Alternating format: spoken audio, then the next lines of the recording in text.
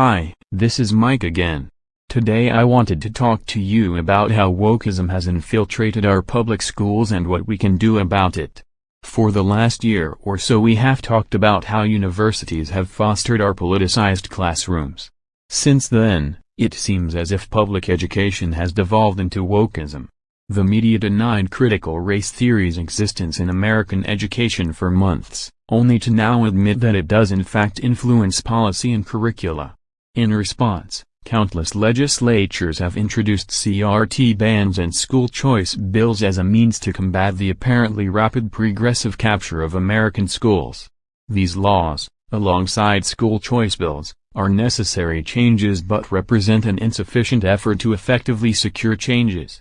If one tap is contaminated, perhaps it's a local phenomenon. However, with ever more examples of the wokeness in public education, it's safe to assume that there's something polluting the reservoir and the solution must move higher up. In reality, media coverage is really only now paying attention to what has been a long, ongoing process. A radical theory of education, one that sees the classroom as the focus of societal change, not academic training, dominates our colleges of education. Thus, like a drainage pipe into a common supply, teacher prep programs around the country dump a politicized approach to education into our schools, and it is here where our reform efforts must focus. This influence of the university on K-12 schools occurs not without precedent. Once before, our nation's dominant philosophy of education was universally altered. Before the 20th century, American education was almost universally classical. It included great books, grammar and rhetoric, direct teacher guidance, and a healthy patriotism. However, the establishment of teacher colleges began to change that. Between 1910 and 1930, 88 normal schools, local institutions to train teachers, associated with universities, and became teacher colleges. At the most influential of these, Columbia's Teachers College, John Dewey, and William Kilpatrick trained 35,000 students and wrote popular essays that influenced countless more. With such an influence, the progressive pedagogy of Dewey and Kilpatrick, which rejects liberal notions of knowledge worth knowing and teacher guidance to instead center on a student's personal interests and exploration, supplanted classical education in American schools. The theory's association with colleges of education legitimated progressive education and so flooded American schools with proclamations of best practices and expertise. The influence of teacher colleges hasn't changed, only the theory within. Today, Columbia Teachers College, still one of the most prestigious teacher prep programs in the country with 90,000 alumni, continues its significant role in determining what occurs in K-12 classrooms. A quick scroll through Columbia's course catalog reveals that teacher prep programs now look toward liberation rather than virtue. A popular curriculum from Columbia Teachers College encourages children to read through critical race lenses and acknowledges its dependence on critical race theory. The college offers a class in Black, Latina, and transnational feminisms, which seeks to engage in an interdisciplinary exploration of feminist scholarship located at the intersections of race, class, and culture. In addition, the school offers a class in anti-racist curriculum, pedagogy, leadership, and policy. This trend continues across the college's course offerings, with frequent mentions of gender, race, class, and inclusivity. Notably, course descriptions rarely if ever mention instruction, curriculum, assessment, or anything having to do with educating children. It amounts to a program in proper political opinions, not the practicalities of classroom instruction. Columbia Teachers College is no outlier.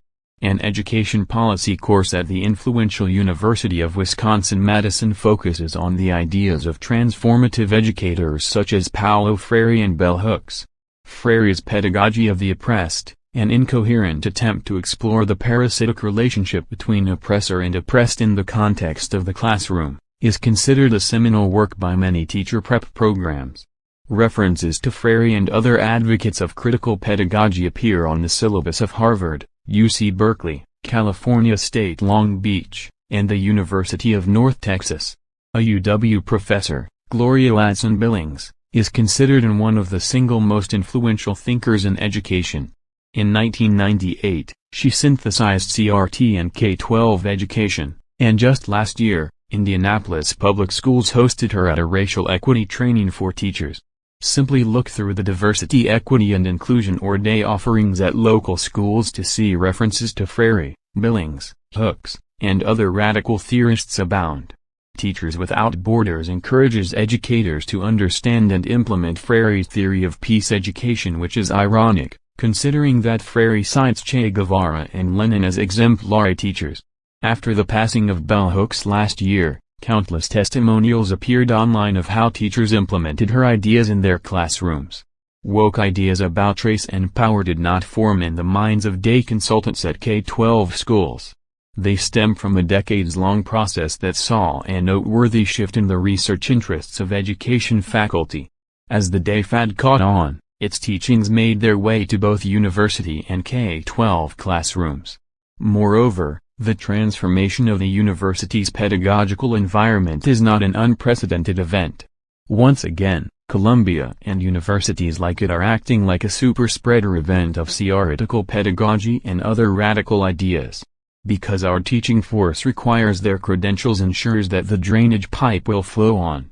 Even if we ban explicit instruction in something like CRT, its ideas can still influence policy, curricula, behavior plans, and teaching.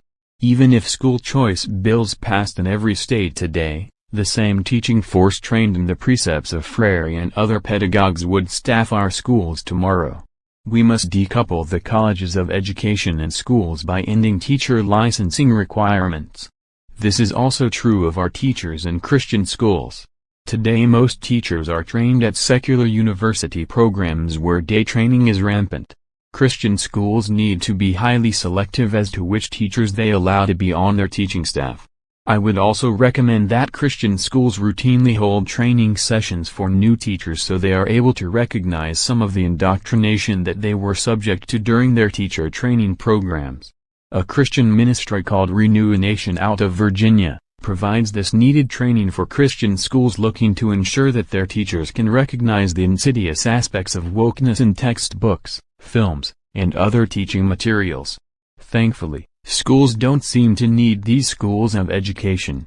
Research into the efficacy of such programs finds little difference in the average academic achievement impacts of certified, uncertified and alternatively certified teachers. More like a degree in business than medicine, official teacher training may assist in initial hiring but is no guarantee of effectiveness. In fact, many successful charter schools run on a model that relies on well-educated but untrained recent graduates who then undergo rigorous on-the-job training and constant professional development. There are other potential benefits of ending our licensing racket. Burdensome processes that require years of training and financial investment create an opportunity cost that dissuades talented and would-be candidates from other professions. Furthermore, fewer regulatory hoops to jump through could encourage entry into the profession and thereby mitigate the teacher shortage crisis that our schools currently face. Any attempt at reform, re-establishing classical and liberal conceptions of education in these institutions, would take a 50-year revision at our universities. As such, our only real long-term recourse is to sever the control they have over teacher training. However, this is a long-term idea. Many states have requirements that teachers are certified, even those who teach in Christian schools, which would require changes at the state legislative level. Minnesota does require teachers to be certified.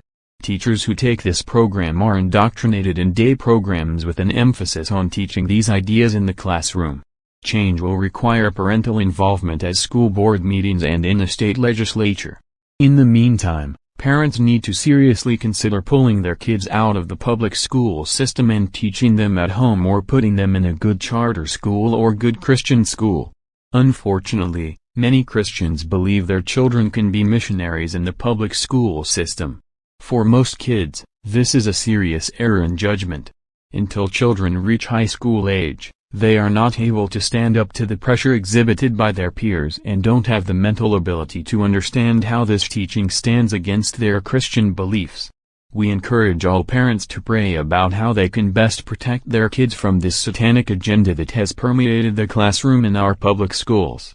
I hope you will give the ideas we talked about today serious consideration for your children and develop a plan to protect your kids.